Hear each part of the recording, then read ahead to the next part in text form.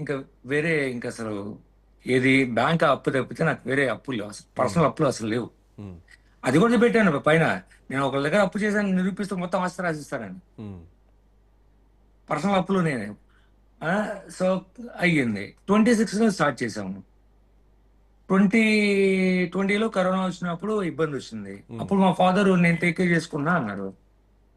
సరేలే ఇంకా ఆయన టేక్ కేర్ చేస్తాను అని చెప్పేసి నేను పట్టించుకోలేదు. ఎప్పుడైతే 23లో ఇట్లా డ్రైనేజ్ కోసం ఇష్యూ వచ్చిందని తెలిసిన తర్వాత నేను కాల్ చేస్తే అప్పుడు అప్పుడు తెలిసింది. అప్పుడే ఆయన ఇట్లా అప్పు చేశాడని తెలిసింది. ఉమ్, ఇవ్వడానికి వెళ్ళాను, వాళ్ళు తీసుకోవట్లేదు. సార్ నేను ఒక క్వశ్చన్ అడుగుతాను సార్, అసలు ఇది ఒక సందర్భమో సమయమో కాదు కానీ ఒకటి అడుగుతాను. రైట్. ఉమ్, ఉమ్, ఇప్పుడు పుల్లారా గారు ఉన్నారు కదండి, ఉమ్, పుల్లారా గారు పుల్లారా గారు 2024 అఫిడవిట్ లో ఏమని ఇచ్చారండి? ఉమ్, అండ్ 2019 అఫిడవిట్ లో ఏమిచ్చారు? ఏది ఎలక్షన్ కంటెస్ట్ చేసే ముందు ఉమ్, 29లో 2019లో ఆయన పుల్లారా గారు 42 crores ఆస్తులు ఉన్నట్టు రాశారు. ఉమ్, 2024లో 94 కోట్లు 95 కోట్లు ఉన్నట్టు రాశారు. ఉమ్, 42 కోట్లు అప్పులు ఉన్నట్టు రాశారండి. ఉమ్, 50 మంది దగ్గర, ఉమ్, అమెరికా వాళ్ళ దగ్గర, ఇండియా వాళ్ళ దగ్గర అప్పు తీసుకున్నట్టు ఇండివిజువల్స్ దగ్గర ఉమ్, అప్పు తీసుకుంటూ రాశారు. ఉమ్, ఇప్పుడు వీళ్ళందరూ వచ్చి ఆ, ఉమ్, వచ్చి మాకు మీరు డబ్బులు ఇవ్వాలి, మీరు ఏమీ చేయడానికి వీల్లేదు, మీ వ్యాపారాలని బంద్ చేయాలి, మిమ్మల్ని మేము కబ్జా చేస్తాం, మీ ఆస్తుల్ని కబ్జా చేస్తాం ఉమ్. అంటే ఏం చేస్తారండి? ఆ? చేయొచ్చా అట్లా? ఉమ్, చేయొచ్చా? చేయకూడదు కదా. పోనీ పుల్లారా గారికి తెలియకుండా పుల్లారా గారి నాన్నగారు అమ్మగారు ఎవరో తీసుకున్నారు డబ్బులు, ఆయనకి అసలు సంబంధం లేదు, అవును. కానీ కొడుకుగా బాధ్యత ఇస్తానన్నారు. ఉమ్, నువ్వు మీరు అంటే ఇప్పుడు వ్యాపారం చేసుకుంటే కదా సార్ డబ్బులు ఇచ్చేది ఎవరికైనా. అవును. ఈ రోజు కాంప్లెక్స్ ఆక్షన్కి వెళ్ళింది అంటే కారణం ఏంటి? మీరు నన్ను వ్యాపారం చేసుకునేవ్వట్లేదు, ఉమ్, మీరు నాకు చెప్పలేదు. ఫస్ట్ ఆఫ్ ఆల్ అదొకటి తప్పు. చెప్పిన తర్వాత ఆ అసలు మీరు కబ్జా చేసుకొని వచ్చి చెప్పడం ఏంటి? నాకు కబ్జా చేసుకోకుండా వచ్చి చెప్పి మురళి ఇలా అయ్యింది, ఆ మీ నాన్నగారు డబ్బులు ఇస్తున్నారు మాకు ఇవ్వాలి అంటే నేను ఎంక్వైరీ చేసుకుని ఇచ్చేస్తాను. ఆల్రెడీ ఒక నలుగురికి ఎంక్వైరీ చేసుకున్నాను, ఇచ్చేసాను. కానీ వీళ్ళు మట్టి డబ్బులు తీసుకోవట్లేదు. వీళ్ళు కూడా అనుకోలేరండి, ముగ్గురే ఉన్నారు. వీళ్ళు ఏం చేస్తారంటే సో ఆ, 2000 అంటే మీరు చెప్తున్న చెప్తున్నా. దాని ప్రకారం మురళీమోహన్ గారు, ఇది 2014 నుంచి ఎప్పుడైతే మీ నాన్నగారు డబ్బులు తీసుకున్నారో అప్పుగా, అప్పటి నుంచే మనసులో ఉంది ఈ కాంప్లెక్స్ పూర్తయిన తర్వాత సో కొడుకు తెలియకుండా జరుగుతోంది అన్నది వాళ్ళ దృష్టిలో కూడా ఉంది. సో ఈ కాంప్లెక్స్ని ఆక్యుపై చేసుకోవాలి అన్నది అప్పుడే ఉందేమో అని మీరు చెప్తున్న దాని ప్రకారం కనిపిస్తోంది. బట్ ప్రభుత్వం మారిన తర్వాత, వైసీపీ ప్రభుత్వం వచ్చిన తర్వాత సో మిమ్మల్ని రెచ్చగొట్టడానికి ముందు అప్పుడున్నటువంటి మంత్రి రజనీని ముందు పెట్టి సో రజనీతో మొత్తం ఒక్కొక్క నాటకీయ పరిణామాన్ని మీ దృష్టిలో తీసుకొచ్చి తిట్టించడాలు, సో ఒక రకంగా మిమ్మల్ని పావుగా వాడుకున్నారు అన్నది కొంత అనిపిస్తోందా మీకు?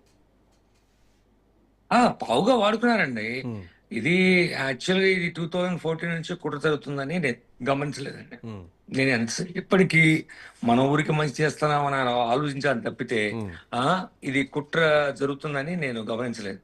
తర్వాత మా ఫాదర్ 2016లో అసలు వీళ్ళు ఎందుకు చెప్పలేదండి నాకు. ఉమ్, మా ఫాదర్కి డబ్బులు ఇచ్చినప్పుడు 8 సంవత్సరాలు అసలు నాకు చెప్పకుండా కబ్జా చేసుకుంటారా?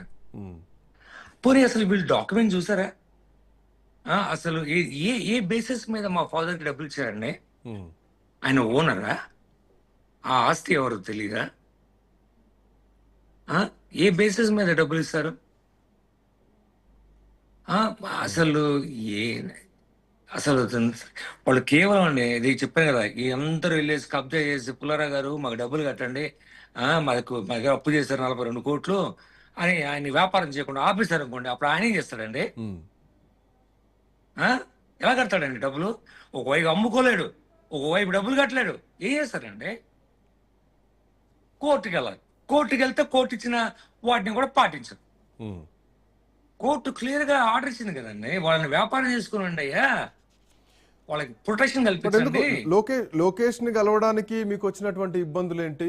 ఎందుకు కలవలేకపోతున్నారు? ఎవరు కలవనీయట్లేదు? అండ్ మోర్ ఓవర్ నేను విన్నది లోకేష్ ని కలవడానికి అపాయింట్మెంట్ ఇవ్వడానికి దగ్గర దగ్గర మీరు ఒక వ్యక్తికి 20 లక్షల వరకు ఇచ్చారు అన్నటువంటి మాటలు కూడా కొన్ని వినిపించినాయి. ఇంతవరకు దీంట్లో వాస్తవం? ఎందుకు ఒక తెలుగుదేశం పార్టీ నాయకుడిగా ఉంటే మీకు లోకేష్ రెస్పాండ్ కాకపోవడానికి గల కారణం ఏంటి? స- ఇది నేను ఇష్యూ వచ్చిందండి. ఇష్యూ వచ్చిన తర్వాత నేను ఫస్ట్ అప్రోచ్ అయింది తెలుగుదేశం పార్టీ ఆఫీస్ అండి. పార్టీ ఆఫీస్కి వెళ్ళి అంతకుముందు నాకు లోకేష్ గారు మాట్లాడేవాడు. ఏది ఆ, అదే డ్రైనేజ్ ఇష్యూ వచ్చినప్పుడు లోకేష్ గారు కూడా మాట్లాడారు. ఉమ్, ఏది మన గవర్నమెంట్ రాగానే మనం టేక్ కేర్ చేస్తాం, అది ఇది ఏదో అప్పట్లో అందరూ రెచ్చగొట్టేవాళ్ళు నన్ను.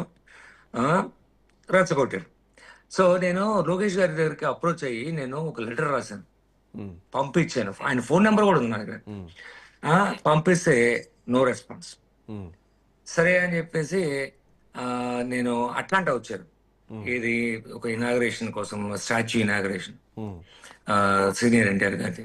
ఉమ్, అక్కడికి వెళ్ళి కలిసాను. ఇక్కడ నుంచి ఒర్లాండో నుంచి నేను డ్రైవ్ చేసుకుంటా వెళ్ళి 8 hours డ్రైవ్ చేసుకుంటూ వెళ్ళి నేను అక్కడ కలిసాను. అక్కడ అక్కడ ఇచ్చాను మొత్తం అంతా. అప్పటికే నాకు జ్యోతిర్మయ్య గారని జడ్జి గారు నాకు ఒక ఆర్డర్ ఇచ్చారు. ఉమ్, అది తీసుకెళ్ళి ఇచ్చాను. ఉమ్, ఆ, ఇది అక్టోబర్ 2024లో జరిగింది. ఆ, తర్వాత ఎందుకో వీళ్ళు అసలు పట్టించుకోవట్లేదు. ఉమ్, ఈ ఈ 2 years లో ఉమ్, తెలుగుదేశం పార్టీ ఆఫీస్ నుంచి కానీ గవర్నమెంట్ నుంచి కానీ ఎవరైనా నన్ను కాంటాక్ట్ చేశారా ఈ విషయంలో, ఈ కబ్జా విషయం? ఉమ్, కబ్జా మేము కాంటాక్ట్ చేసామని ప్రూవ్ చేయమని చెప్పండి, నేను మొత్తం వదిలేసుకుంటానండి. సోషల్ మీడియా కూడా వదిలేస్తాను. ఉమ్, లేదు, ఎవరు కాంటాక్ట్ చేయలేదు. ఎంతసేపటికి అక్కడికి వెళ్ళగానే నేను లావు కృష్ణదేవరాయలు, పెమ్మసాని గారు, భాష్యం ప్రవీణ్, ఆ, అసలు ఎంత మందికి రీచ్ అయ్యారంటే అంత మందికి రీచ్ అయ్యారు మొత్తం తెలుగుదేశం వాళ్ళకి. ఉమ్, ఆ, ఒకటే చెప్పారు, ఆస్తి మీద పుల్లారావు గారు కండ వేశారు, ఆయన్ని కాదని మేమేమి చేయలేం. అయితే లోకేష్ గారికి నేను ఇచ్చాను, అయిపోయింది. ఆ, ఆయన అసలు చర్యలు తీసుకోవట్లేదు. నేను అప్పుడు తెలియజేసే, నేను ఫేస్బుక్లో ఒక మెసేజ్ కూడా ఉందండి. మా పెద్ద ఆయనకి తెలీదు, అప్పట్లో నాకు బాగా ఇది ఉండేదిలేండి. చంద్రబాబు నాయుడు గారు అంటే మామూలుగా ఉండేది కాదు, ఉమ్, బాగా ఎక్కేసి ఉండేది నాకు. మా పెద్ద ఆయనకి తెలిస్తే ఇవన్నీ తెలిస్తే అసలు ఊరుకోరు, వీళ్ళు తెలియకుండా చేస్తారు మా పెద్ద ఆయనకి అని చెప్పేసి నేను అప్పట్లో పోస్టులు కూడా పెట్టాను, విర్రవిగాను కూడా.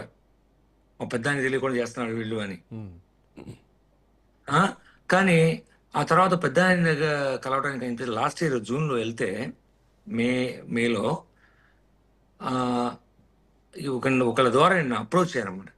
అప్రోచ్ అయితే వాళ్ళు చెప్పడం ఏంటంటే, నేను రైతుల దగ్గర మా నాన్నగారు 31 కోట్లు తీసుకొని పారిపోయారు, ఉమ్, అందుకని ఇంక చంద్రబాబు నాయుడు గారు మీకు అపాయింట్మెంట్ ఎవరండి.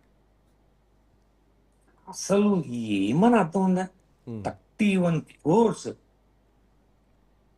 1 లక్ష, 5 లక్షలు, 10 లక్షలు కాదు, 31 crores. అవును. ఎలా నమ్ముతారండి? ముసలాయనకి, 75 ఏళ్ల ముసలాయనకి 31 కోట్లు, అది కూడా రైతులు 31 కోట్లు ఎలా ఇస్తారండి అప్పు? అవును. అవును. 31 కోట్లు వెళ్ళి ఈ రోజు అడగండి, వాళ్ళు ఇన్కమ్ ట్యాక్స్ కట్టారా? వాళ్ళు ఏం చేశారు? అసలు ఎవరైతే అప్పు ఇచ్చాడో వాడు ఎలా ఇచ్చాడు డబ్బులు? ఏంటంటే ఇన్కమ్ ట్యాక్స్ తగ్గొట్టడానికి 4 పేర్లు, రైతుల పేర్లు వాడారు అనుకోండి, ఆ, ఏది ట్యాక్స్ కట్టపడలేదు కదా. ఉమ్, సో అలా రైతుల పేర్లు, నువ్వు 4 రైతుల పేర్లు వాడారు. అందరు ఎవరు? వాళ్ళ రిలేటివ్స్. 31 కోట్లు అప్పించామని అన్ని రకాల అబద్ధాలు, ప్రచారాలు. నిరూపించమని చెప్పండి. పో, సరే ఈ రోజుకి 2 సంవత్సరాలు అవుతుంది కదండి. నేను వాళ్ళని ఒకటే అడిగాను, ఏంటంటే మీరు మా ఫాదర్కి ఒరిజినల్గా ఎంత డబ్బులు ఇచ్చారు?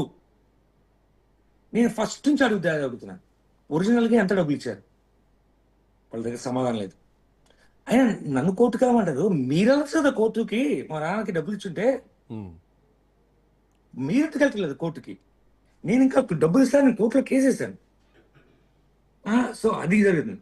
తర్వాత లోకేష్ గారి అపాయింట్మెంట్కి 22 లక్షలు ఇచ్చాను కదా. ఉమ్, సో నేను ఇట్లా సోషల్ మీడియాలో గొడవ చేయడం చూసి అతను ఎవరో ఒక అతను శ్రీనివాస్ గోరంట్ల అనే అతను నన్ను కాల్ చేశాడు. ఆయన పేరైతే శ్రీనివాస్ గోరంట్ల అని చెప్తాడు, కానీ అసలు పేరు శ్రీనివాస్ గోరంట్ల కాదంట.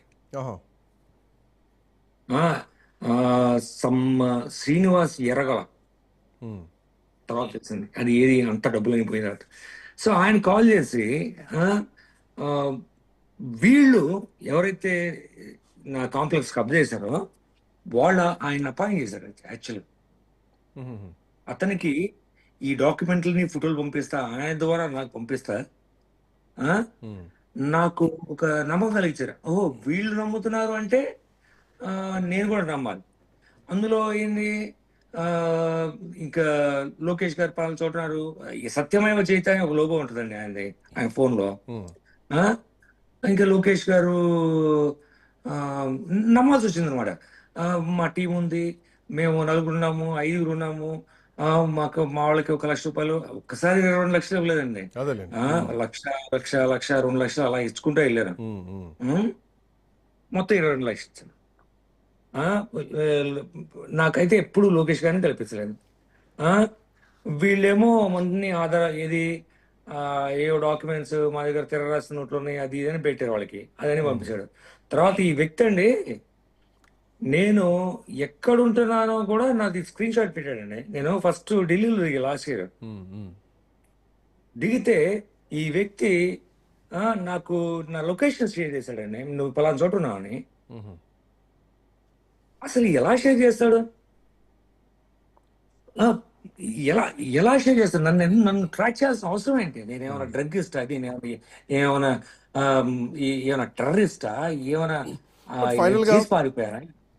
ఉమ్, మురళీమోహన్ గారు ఆ రోజు మిమ్మల్ని తిట్టమన్నారు, మీరు తిట్టారు. సో తిట్టిన వాటిని అన్నింటిని కూడా మేము సోషల్ మీడియాలో పెడతామని చెప్పేసి ఆ రోజు మాట్లాడారు. సో ఐటీడీబీలో మేము వేస్తాం, మీరు తిట్టండి అని చెప్పేసి మీకు డైరెక్షన్స్ కూడా ఇవ్వడం జరిగింది. సో వెనకాల రాజకీయ కుట్ర జరిగింది. ఇది మీ మీద ఒకటి రకమైనటువంటి ఆస్తి కబ్జా, ఇంకొకటి మీ భుజం మీద తుపాకీ పెట్టి ఆ రోజు మంత్రిగా ఉన్నటువంటి విడుదల రజనీని కాల్చేటువంటి ప్రయత్నం పక్కగా జరిగింది, స్పష్టంగా కనిపించింది. అఫ్కోర్స్ అంటే మీ పాత్ర కూడా కొంత ఉంది ఇందులో, ఒప్పుకోవాల్సిన విషయం, అవునన్నా కాదన్నా. బట్ ఇప్పుడు ఈ ఇద్దరు గురించి మీరు రియలైజ్ అయ్యారు. ఇప్పుడు తెలుగు ప్రజలకు, ఆంధ్రప్రదేశ్ ప్రజలకు, ముఖ్యంగా పల్నాడు ఉమ్మడి గుంటూరు జిల్లా ప్రజలకు, చిలకలూరుపేట ప్రజలకు ఏం చెప్పాలనుకుంటున్నారు? నేను చెప్పేది ఏం లేదండి, ఒకటి న్యాయం గెలవాలండి. హ్యూమన్ రైట్స్ అనేవి కాపాడాలి. ఎవరికైనా దేశంలో ఎక్కడైనా ఆ వచ్చే హక్కు, వ్యాపారం చేసుకునే హక్కు, నివసించే హక్కు ఉంది, అది కాపాడండి. ఇట్లా నేను రానివ్వము, ఎన్ఆర్ఐలు పెట్టుబడి పెట్టాలని చెప్పేసి రాజకీయ నాయకులు మాట్లాడుతూ ఉంటారు భారత్ లో. వాళ్ళ ఆస్తులు కబ్జా చేసుకుంటే ఎవరు వస్తారు, ఎవరు పెట్టుబడి పెడతారు? ఆస్తులకి రక్షణ లేదు. అసలు నేను హైదరాబాద్ లోనో ఎక్కడో పెట్టుకోవాల్సిన వాడిని, లేదా ఎట్లయినా అమెరికాలో పెట్టుకోవాల్సిన అన్ని అవకాశాలు ఉన్నప్పుడు వచ్చి చిలుకూరు పెట్టలో ఎందుకు పెట్టానండి? నా ఊరు కదండి, నా ఊరు బాగుపడాలనే కదా. సో ఒక్కటే అండి, న్యాయం గెలవాలండి. పార్టీలు చూడద్దు ఎవరు. రైట్. న్యాయము గెలవాలి, న్యాయాన్ని నిలబెట్టాలి, హ్యూమన్ రైట్స్ కాపాడాలి, మానవ హక్కులు అనేది కాపాడాలి. అది నేను కోరుకుంటున్నాను. రైట్, థ్యాంక్ యూ మురళీమోహన్ గారు, థ్యాంక్ యూ. మీ న్యాయ పోరాటం కొనసాగాలి, దీనికి ఖచ్చితంగా న్యాయం జరగాలని కోరుకుందాం. బట్ రావి మురళీమోహన్ గారు, గతంలో ఆంధ్రప్రదేశ్లో వైసీపీ ప్రభుత్వం ఉన్నప్పుడు